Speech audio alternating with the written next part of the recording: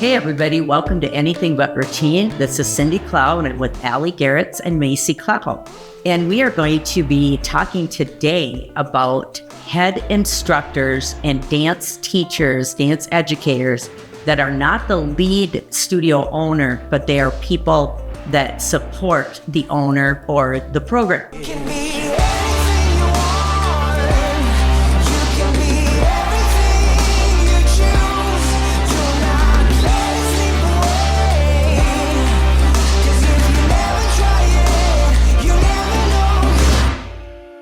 We'll start off by talking about the importance of your position. And the first thing I'd like to say is make sure that you are supporting the owner or the director of the program that you are teaching for, because you're the face of the program to the kids, but they're the ones with the investment and the background of the local program. So each day you should reflect on, is there something I need to tell my director? Is there something that I need to make them aware of?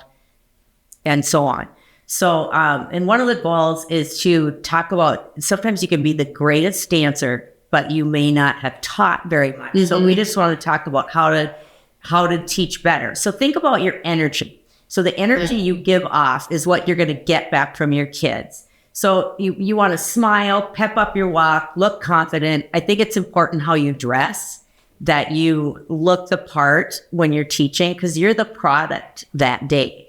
And I feel like one thing, greeting the parents and meeting with the parents is so important. And I think that's something that can be really hard if you're a new teacher. Like, I remember when I first started teaching being really uncomfortable to go out in the lobby and talk to parents. I just didn't want to do it. So I think in turn, it kind of made it look like I wasn't very nice. Yeah, I think that kind of can come across as that you're snotty or think you're better or whatever. I think it can come across in a negative way when really it's shyness or you're nervous.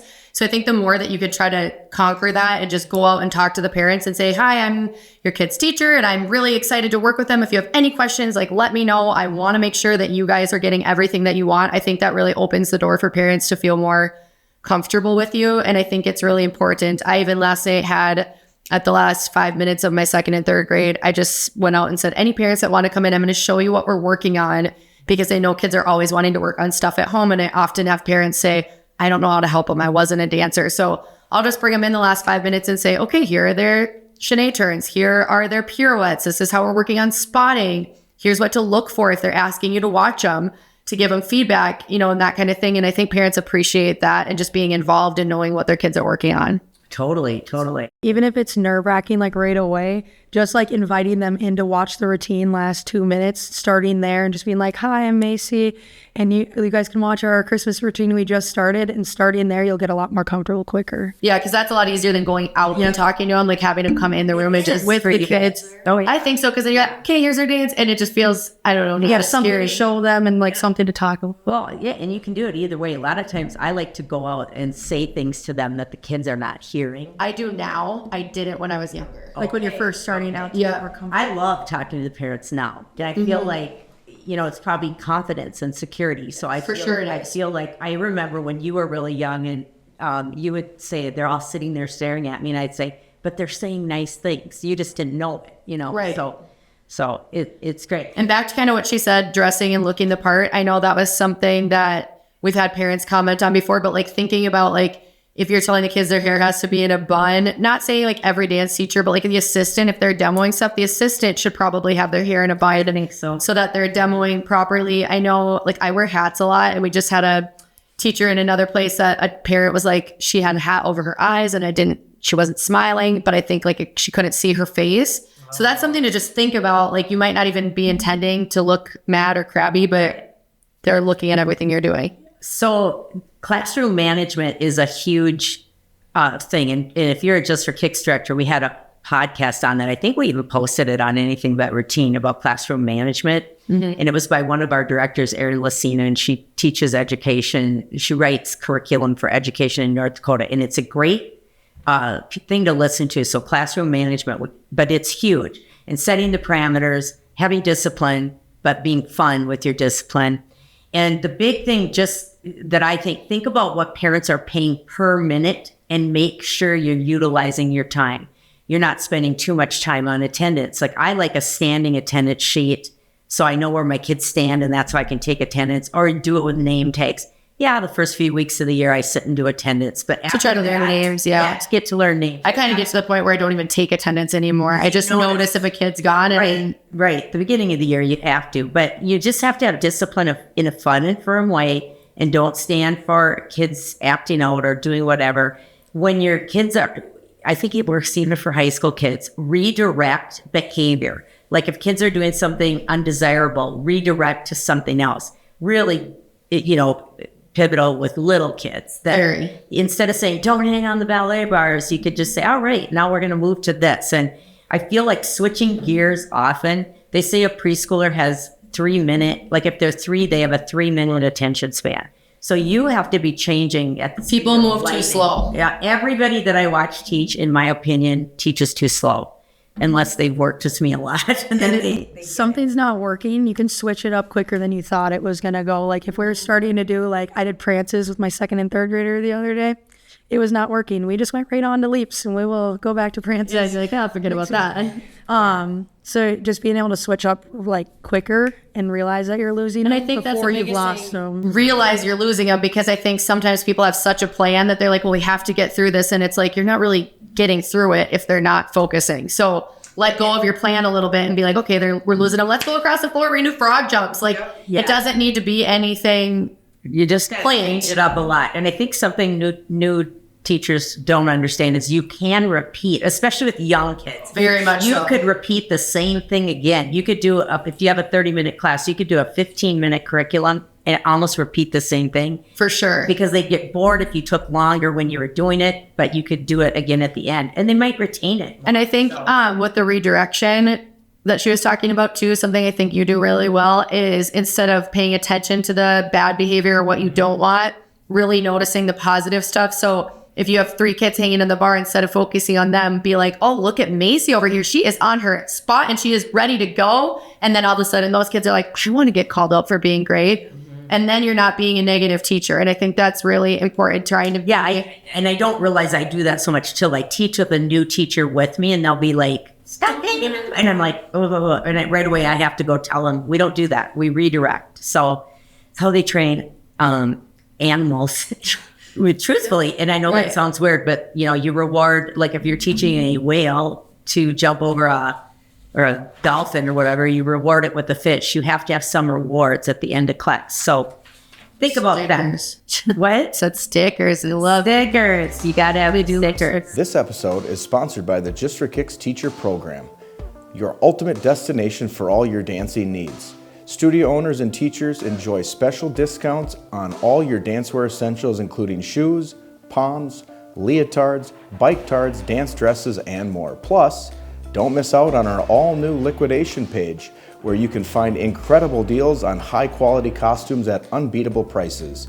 With a wide range of in-stock items ready to ship today, top-notch customer service, we're here to support you every step of the way.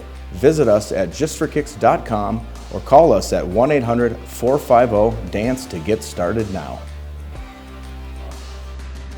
Something that I've really been trying to do this year, my goal, like as a director, but then also as a teacher, is to make kids really feel important and really try to make sure every kid feels noticed when they come into class. And it's really hard when you have a big class, but even if it's like, oh, I'm so glad you're here, like a pat on the back, or like, oh, you're doing that better today, like trying to really celebrate them so that they feel like, oh my gosh, if I'm not there, they notice. Because I feel like sometimes there's been classes where I will admit, like I get through it and I'm like, oh my gosh, I didn't even look at that kid today because it was so busy and I was trying to get through choreography and not look at them, but I didn't make eye contact with them. And I'm really trying to make eye contact with every kid and make every single kid feel important. I want the dance studio to be a place they feel happy and they love to be. Yeah, and you have over 400 kids in your program, right? Or 500? Like 400 and some. Yeah, so to notice all of them is hard. So think of ways to do that. That's important. I love to know kids' names, and I feel that's important that you call them by name. And I've been out of the studio for a while and coming back because we're short a teacher, and that's been hard for me. So I made you made name tags for me, but right away, and I just think you can even have a standing chart where they stand so you can start knowing what their name is and use their name. Band is something that I think is great for each class or each, I don't know if you do it with little kids, but if you can have a band for the class, put their routines in there so they can practice some announcements. I also think communication sometimes lags when it's not the leader of the building because you might not have read the newsletters or know what's going on. So you should be doing that. Should be doing that so that you can say, oh, our Halloween show is on this date and here's what you're going to wear. You need to know what's going on so that you can. And I think as a head instructor, like from a director's standpoint, the head instructors I really love are the ones that I don't have to babysit, which I know there are times like when you're a new teacher, you're going to need a little bit more help, of course. And I have no problem doing that. But I can think of teachers that like, I know they're going to get their stuff done. They get their stuff turned in. They get like so organized and I never have to check up on them because they're so on top of everything.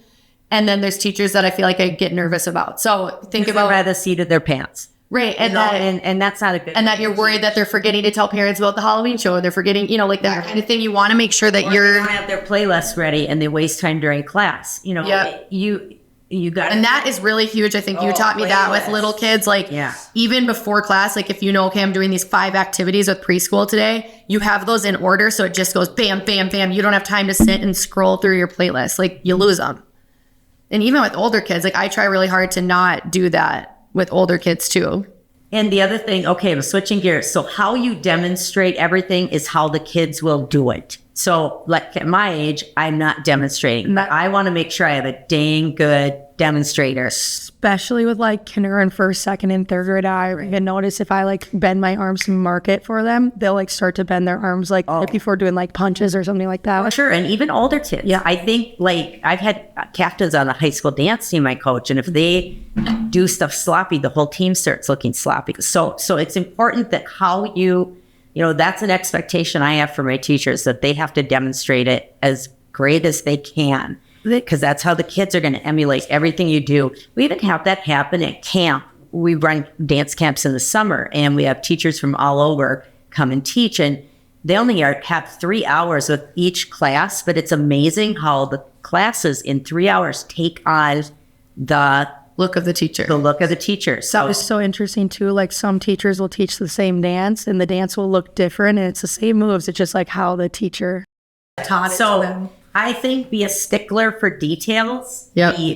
Be like, oh, we can do it better than that. And I avoid words like wrong or, this is bad. Instead say, oh, we can get that cleaner. Let's have this be a week project. I was just going to say the biggest thing that I think you've taught me in my life teaching, and I think it's probably the biggest thing if you could take anything away from this podcast, is the We Project, because Cinders taught me this when I was really young, and now I can't even not say it, but everything should be a We Project. So if a kid is doing something incorrectly, you don't go, your leg is wrong. You say, okay, we're going to figure out how to get you picking up the right leg. We are going to figure it out. You're in on it. You're the teacher. Yep. And then you're not pointing them out. You're pointing yourself out too. Yeah, I even do it I do probably say that with everything. Like, I do too. Okay, you guys, I know we can be better than that. I know we're better than that. Everything's always we.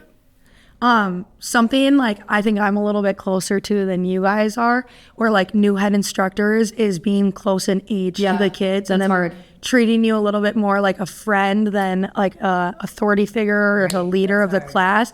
And especially like we have some of our high schoolers now teaching, and just helping them find that boundary of you are now like the leader of their class, setting the example. And even like with social media being so big, everything you post is like they're watching that.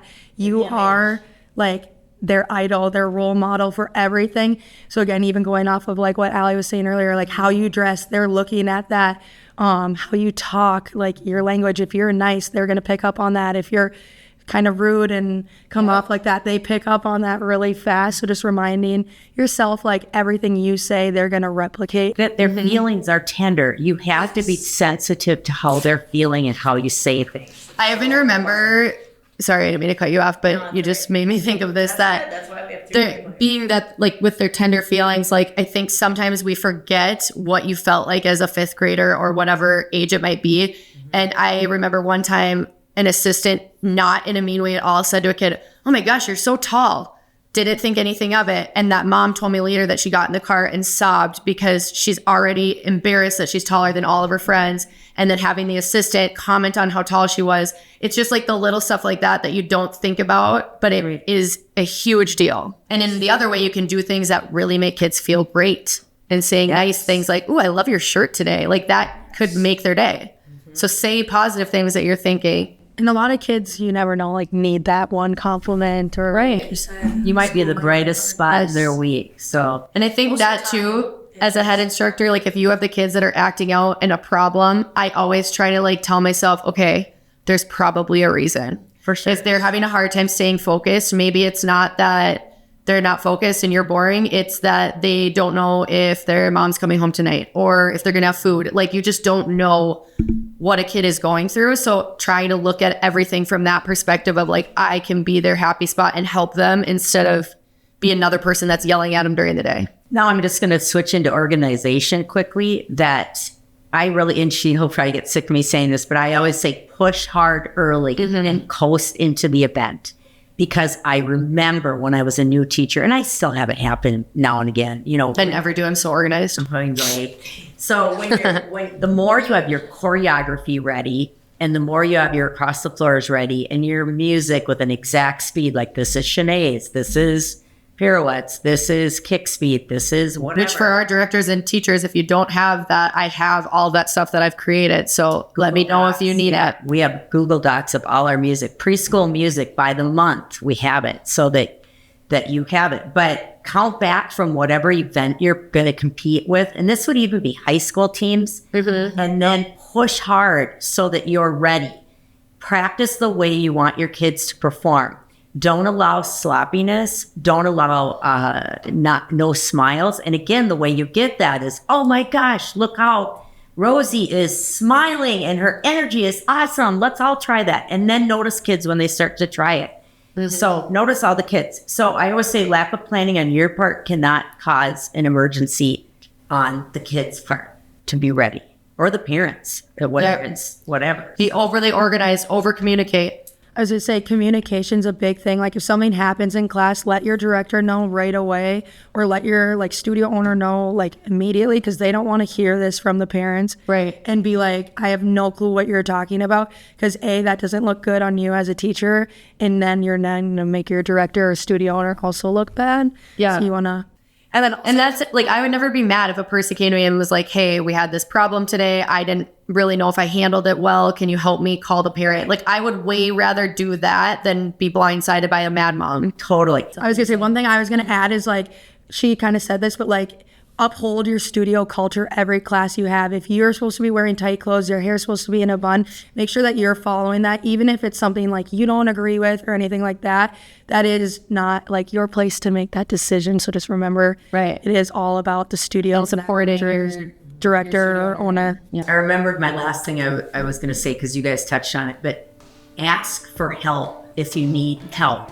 And like last year, one of our teachers was having trouble controlling a class, and I went in and helped her one day, and she goes, oh, I just didn't know how to be that strict with making it fun. So have somebody come help you, reach out. There's a lot of great people that will help you, and good luck. Have a great year.